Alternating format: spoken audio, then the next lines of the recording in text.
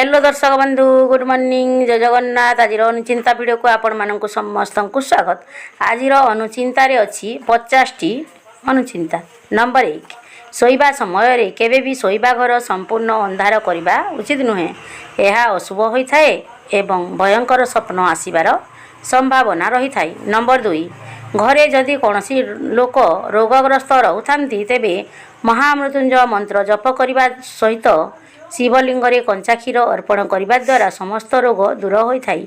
Number 3 विद्यार्थी माने अत्यधिक समय शोइबा उचित नुहे। यह तांको पाई कल्याणकारी होई न थाए। नंबर 4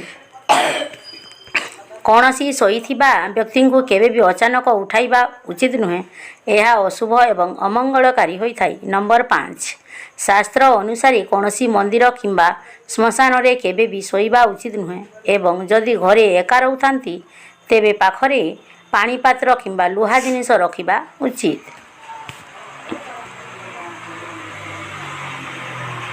नंबर 6 सूर्यंक पूजारी टगर फूल व्यवहार करने उचित नुहे। सेहीपरि माता दुर्गा को अरख फूल रे पूजा करने अनुचित। नंबर 7 महादेव को पूजा करने समय हलदी तुलसी एवं केतकी फूल व्यवहार करने उचित नुहे। सेहीपरि विष्णु पूजारी दुदुरा फूलर व्यवहार होई न थाए। नंबर 8 केबे भी भंगा खट किंबा ऐठा मुहरी शोइबा उचित नुहे। यह अशुभ होता है एवं दारिद्रता प्राप्त होता है। नंबर 9 जीवन रे केबे भी संपूर्ण उलग्न होई शोइबा उचित नुहे। यह द्वारा घरे धनर अभाव हेबा सहित शरीर रोगग्रस्त होता है। नंबर 10 सूर्य उदय एवं सूर्यास्त समय शोइबा उचित नुहे। यह अत्यंत अमंगलकारी हेबा सहित रोग एवं दारिद्रता प्राप्त होता है। नंबर 11 सूर्य अस्त हेबार एक प्रहर पर शोइबा उचित एवं शोइबा समय मथारे जदि तिलक लगी थाए तेबे धोईदेवा द्वारा मंगलकारी होता है। नंबर 12 घरे ठाकुर पूजा करने समय केबे भी जलुथिबा दीप और कलश एकाठी रखिबा उचित नुहे। अलगा अलगा रखिबा शुभप्रद होता है। नंबर 13 सूर्यास्त पर काहाकू तुलसी गछ दान करने उचित नुहे किंबा तुलसी गछरे जल देवा अनुचित। यह अशुभ एवं अमंगलकारी होता है। नंबर 14 सूर्यास्त पर काहाकू धन दान करने उचित नुहे। यह अशुभ होता है एवं कौन क्षति हेबार संभावना रही है। नंबर 15 सूर्यास्त पर काहाकू हलदी दान करने उचित नुहे। यह अशुभ होता है एवं कुंडली रे बृहस्पति कमजोर हेबा सहित कौन समस्या देखा देवार संभावना रही है। नंबर 16 शास्त्र अनुसार अधिक कथा कहवा किंबा अजथा कथा कहवा उचित नुहे। यह द्वारा कथारे मिछ वृद्धि होता है एवं आयुष कम होता है। नंबर 17 जीवन रे केबे भी अभिमान करवा उचित नुहे। यह अमंगलकारी हेबा सहित आयु कम होबार संभावना रही है। नंबर 18 संध्या समय केबे भी दही काहाकू दान करवा उचित नुहे। यह द्वारा शुक्रंकर खराब प्रभाव पड़ी थाए एवं घरे सुख समृद्धि कम हेबार संभावना रही है। नंबर 19 सूर्यास्त पर केबे भी क्षीर दान करवा उचित नुहे। यह अशुभ एवं अमंगलकारी होता है। ता सहित अर्थ अभाव देखा देवार संभावना रही है। नंबर 20 अत्यधिक स्वार्थ भावना केबे भी मनरे आसीबा उचित नुहे।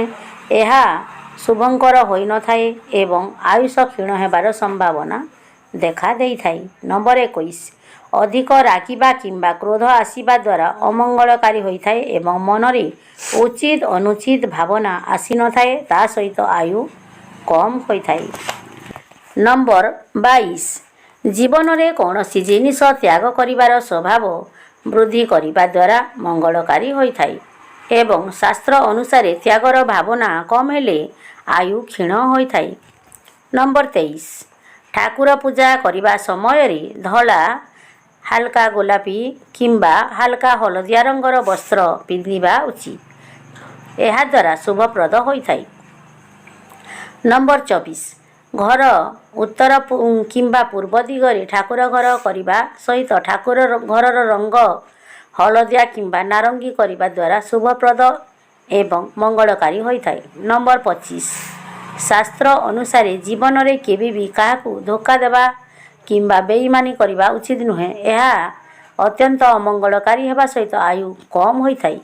ନମ୍ବର 26 ଘରେ ଯଦି ଧନର ଅଭାବ ଦେଖା ଦେଇଥାଏ ତେବେ ନାରାୟଣଙ୍କୁ ହଳଦିଆ ପୁଷ୍ପ ଅର୍ପଣ କରିବା ଦ୍ୱାରା ମଙ୍ଗଳକାରୀ ହେବା ସହିତ ଧନର ଅଭାବ ଦୂର ହୋଇଥାଏ। ନମ୍ବର 27 ଓଦା ପାଦରେ କିମ୍ବା ମଇଳା ପାଦରେ କେବେ ବି ଶୋଇବା ଉଚିତ ନୁହେଁ। ଏହା ଅଶୁଭ ଏବଂ ଅମଙ୍ଗଳକାରୀ ହୋଇଥାଏ। ନମ୍ବର 28 ଘରେ ଯଦି ବିନା କାରଣରେ କଳି ଝଗଡ଼ା ହେଉଥାଏ ତେବେ ପ୍ରତିଦିନ ସକାଳୁ 108 ଥର ଗାୟତ୍ରୀ ମନ୍ତ୍ର ଜପ କରିବା ଦ୍ୱାରା ମଙ୍ଗଳକାରୀ ହେବା ସହିତ ଶାନ୍ତିର ପରିବେଶ ସୃଷ୍ଟି ହୋଇଥାଏ। ନମ୍ବର 29 ଠାକୁର ଘରେ ଶିବଲିଙ୍ଗ ଏବଂ ଶାଳଗ୍ରାମ ରଖି ପୂଜା କରିବା ଦ୍ୱାରା ଘରେ ସମସ୍ତ ଶକ୍ତିର ସନ୍ତୁଳନ ହୋଇଥାଏ, ତା ସହିତ ସମସ୍ତ ଶୁଭ ପ୍ରାପ୍ତ ହୋଇଥାଏ। ନମ୍ବର 30 ଆମ୍ବ ପତ୍ରରେ ହାର ତିଆରି କରି ଘରର ମୁଖ୍ୟ ଦ୍ୱାରରେ ଟାଙ୍ଗିବା ଦ୍ୱାରା ଶୁଭପ୍ରଦ ହୋଇଥାଏ। ନମ୍ବର 31 ଘରେ ଯଦି ସ୍ୱାମୀ ସ୍ତ୍ରୀଙ୍କ ମଧ୍ୟରେ ବିବାଦ ଦେଖାଦେଉଥାଏ ତେବେ ଉଭୟ ମିଶି ଶିବ ପାର୍ବତୀଙ୍କ ପୂଜାର୍ଚ୍ଚନା କରିବା ଦ୍ୱାରା ମଙ୍ଗଳକାରୀ ହୋଇଥାଏ ଏବଂ ବିବାଦ ଦୂର ହୋଇଥାଏ। କୌଣସି ଖରାପ ଶକ୍ତି ଘରେ ପ୍ରବେଶ କରିନଥାଏ। ନମ୍ବର 32 ପ୍ରତି ସୋମବାର ଦିନ ଧଳା ମନ୍ଦାର ଭଗବାନ ଶିବଙ୍କୁ ଅର୍ପଣ କଲେ ଘରକୁ ଅଶୁଭ ଶକ୍ତି ପ୍ରବେଶ କରିପାରେ ନାହିଁ। ନମ୍ବର 33 ଠାକୁର ଘରେ ପଞ୍ଚାମୃତ ଚନ୍ଦନ ଅକ୍ଷତ ପୁଷ୍ପ ଏବଂ ନୈବେଦ୍ୟ ଠାକୁରଙ୍କୁ ଅର୍ପଣ କରିବା ଦ୍ୱାରା ଜୀବନରେ ମଧୁରତା ସୌମ୍ୟତା ଏବଂ ସରଳତା ପ୍ରାପ୍ତ ହୋଇଥାଏ। ନମ୍ବର 34 ଗୋଟିଏ ଛୋଟ ତମ୍ବା ପାତ୍ରରେ ଜଳ ଭର୍ତ୍ତି କରି ସେଥିରେ ତୁଳସୀ ପତ୍ର ପକାଇ ଠାକୁର ଘରେ ରଖିବା ଦ୍ୱାରା ଶୁଭପ୍ରଦ ହୋଇଥାଏ ଏବଂ ପୂଜାର ଫଳ ଦ୍ୱିଗୁଣିତ ହୋଇଥାଏ। ନମ୍ବର 35 ପିତ୍ତଳ କିମ୍ବା ତମ୍ବା ପାତ୍ରରେ ଖାଆନ୍ତୁ, ଯଦି ନାହିଁ ତାହେଲେ କଦଳୀ ଶାଳ କିମ୍ବା ପଦ୍ମ ପତ୍ରରେ ଭୋଜନ କଲେ ମଙ୍ଗଳ ହୋଇଥାଏ। ନମ୍ବର 36 ଗୁରୁବାର ଦିନ ଏବଂ ଶନିବାର ଦିନ ଘରୁ ଲୁହା ଜିନିଷ ବିକ୍ରି କରନ୍ତୁ ନାହିଁ। ନମ୍ବର 37 ଘର ସାମ୍ନାରେ ପଥର ଜମା କରି ରଖନ୍ତୁ ନାହିଁ, କଣ୍ଟା ଗଛ ରଖନ୍ତୁ ନାହିଁ ଏବଂ କ୍ଷୀର ବାହାରୁଥିବା ଗଛ ରଖନ୍ତୁ ନାହିଁ। ନମ୍ବର 38 ଶ୍ରୀଯନ୍ତ୍ର ଏବଂ ଲାଲ କପଡ଼ାରେ ଗୁଡ଼ା ହୋଇଥିବା ନଡ଼ିଆ ଠାକୁର ଘରେ ମା ଲକ୍ଷ୍ମୀଙ୍କ ପାଖରେ ରଖିଲେ ଘରର ମଙ୍ଗଳ ହୋଇଥାଏ। ନମ୍ବର 39 ଘରର ଦକ୍ଷିଣ କାନ୍ଥରେ ଘଣ୍ଟା ରଖନ୍ତୁ ନାହିଁ, ଅଚଳ ଘଣ୍ଟା ରଖନ୍ତୁ ନାହିଁ ଏବଂ ଘଣ୍ଟାର ସମୟ ଆଗକୁ ରଖନ୍ତୁ। ନମ୍ବର 40 ଘରେ ନେଉଳ ଧଳାପାରା କିମ୍ବା ଧଳାପାରାର ମୂର୍ତ୍ତିଟିଏ ରଖନ୍ତୁ, ଘରର ମଙ୍ଗଳ ହୋଇଥାଏ। ନମ୍ବର 41 ବାସ୍ତୁଶାସ୍ତ୍ର ଅନୁସାରେ ଘରେ କେବେ ବି ଠାକୁରମାନଙ୍କ ଫଟୋ ସାମ୍ନାସାମ୍ନି ଲଗାନ୍ତୁ ନାହିଁ, ଏହାଦ୍ୱାରା ଘର ଭିତରେ ଅଶାନ୍ତି ବୃଦ୍ଧି ହୋଇଥାଏ। ନମ୍ବର 42 କୌଣସି କାର୍ଯ୍ୟରେ ଗଲାବେଳେ ସଫଳତା ପାଇବା ପାଇଁ ହେଲେ ଗୋଟିଏ ଲେମ୍ବୁରେ 4ଟି ଲବଙ୍ଗକୁ ଲଗାଇ ସାଙ୍ଗରେ ନେଇଗଲେ ସଫଳତା ମିଳିଥାଏ। ନମ୍ବର 43 ଯଦି ଦୋକାନରେ ଭଲ ବେପାର ହେଉନଥାଏ କିମ୍ବା ଘାଟା ହେଉଥାଏ ତେବେ ଶନିବାର ଦିନ ଗୋଟିଏ ଲେମ୍ବୁକୁ 4 ଭାଗ କରି କାଟି 4 ଛକ ସ୍ଥାନରେ 4 ଦିଗକୁ ପକାନ୍ତୁ। ଦେଖିବେ ଆପଣଙ୍କ ଦୋକାନର ଉନ୍ନତି ହେବ। ନମ୍ବର 44 ଯଦି ରାତିରେ ଖରାପ ସ୍ୱପ୍ନ କିମ୍ବା ଭୟଙ୍କର ସ୍ୱପ୍ନ ଦେଖୁଥାନ୍ତି ତେବେ ଶୋଇବା ବେଳେ ତକିଆ ତଳେ ଲେମ୍ବୁ ରଖି ଶୋଇଲେ ତାହା ଦୂର ହୋଇଥାଏ। ନମ୍ବର 45 ଯଦି ପତି ପତ୍ନୀ ମଧ୍ୟରେ ଭଲ ପଡ଼ୁନଥାଏ ତେବେ ଶୋଇବା ଘରେ କୌଣସି ପାତ୍ରରେ ପାଣି ରଖି ସେଥିରେ ଲେମ୍ବୁ 2 ଫାଳ କରି ପକାଇଲେ ତାହା ଦୂର ହୋଇଥାଏ। ନମ୍ବର 46 କାଚ ବୋତଲରେ ଲୁଣ ସହିତ ଲବଙ୍ଗ ମିଶାଇ ରଖିଲେ ଶୁଭ ଫଳ ମିଳିଥାଏ। ନମ୍ବର 47 ଗାଧୋଇବା ଘରେ ନଖ କିମ୍ବା ଦାଢ଼ି କାଟନ୍ତୁ ନାହିଁ। ନମ୍ବର 48 ଶନିବାର ଦିନ ଲୁହା ଚମଡ଼ାଜାତ ଦ୍ରବ୍ୟ, ତେଲ, ଲୁଣ ଏବଂ କୋଇଲା କିଣନ୍ତୁ ନାହିଁ ବା ଘରକୁ ଆଣନ୍ତୁ ନାହିଁ। ନମ୍ବର 49 ଗାଈ ଖୁରାର ଧୂଳି, ଧାନର ଧୂଳି ଭଣଜାର ପାଦ ଧୂଳି ଘରେ ପଡ଼ିଲେ ଶୁଭ ହୋଇଥାଏ। ଆଜିର ଭିଡ଼ିଓଟି ଆପଣମାନଙ୍କୁ କେମିତି ଲାଗିଲା ଆପଣମାନଙ୍କ ମତାମତ କମେଣ୍ଟ ବକ୍ସରେ ଜଣାଇବେ। ଭିଡ଼ିଓଟିକୁ ଅଧିକ ମାତ୍ରାରେ ସେୟାର କରନ୍ତୁ, ଲାଇକ୍ କରନ୍ତୁ ଓ କମେଣ୍ଟ ମଧ୍ୟ ଦିଅନ୍ତୁ। ଯେଉଁମାନେ ଚ୍ୟାନେଲରେ ନୂଆ ଆସିଯାଇଛନ୍ତି ଚ୍ୟାନେଲଟିକୁ ସବସ୍କ୍ରାଇବ୍ କରିକି ଯାଆନ୍ତୁ।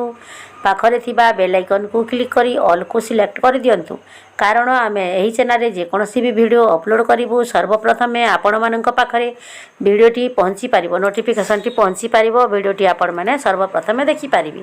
ତେଣୁକରି ଚ୍ୟାନେଲଟିକୁ ସବସ୍କ୍ରାଇବ୍ କରିକି ଯାଆନ୍ତୁ। ଆଉ ଆଗରୁ ଯେଉଁମାନେ ଚ୍ୟାନେଲଟିକୁ ସବସ୍କ୍ରାଇବ୍ କରିକି ରଖିଛନ୍ତି ଆପଣମାନଙ୍କୁ ବହୁତ ବହୁତ ଧନ୍ୟବାଦ। ରହିଲି ଜୟ ଜଗନ୍ନାଥ। ଆଜିର ଦିନଟି ଆପଣମାନଙ୍କ ପାଇଁ ସମସ୍ତଙ୍କ ପାଇଁ ମଙ୍ଗଳମୟ ହେଉ। Thanks for watching.